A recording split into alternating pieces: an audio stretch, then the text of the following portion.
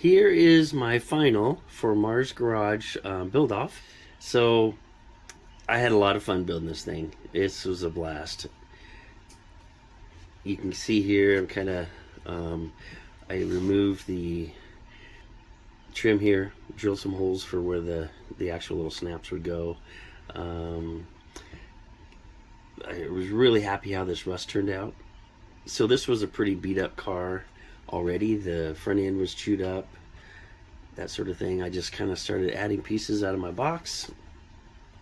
Found these trees in a bag I had that I had bought a long time ago.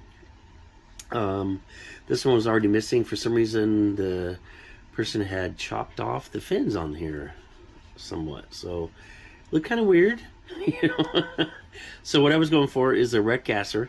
I called this one and he walked away because this gentleman did walk away, but he was done. He was done. He was a close call for him. So once he parked this thing and pretty much forgot about it. It scared him enough to where he did not want to come back. So I used a combination of paint and real smoke, which I show in another video on how to kind of make it look like it was on fire. So, and then I used a lot of heat on the fenders to try to show them. I wanted to get that bubble effect, you know, how when the heat from the fire just kind of bubbles it, and it actually worked out really well. I was really happy how that turned out. You can kind of see it there a little better.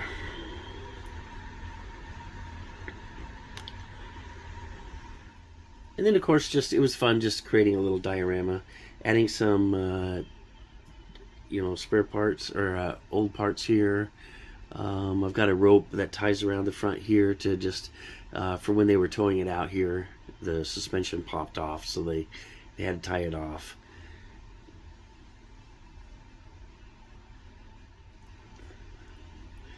But we were just happy this gentleman was okay and lived to drive another day, although not in this car. Here's a little better shot of some of the detail on the roof.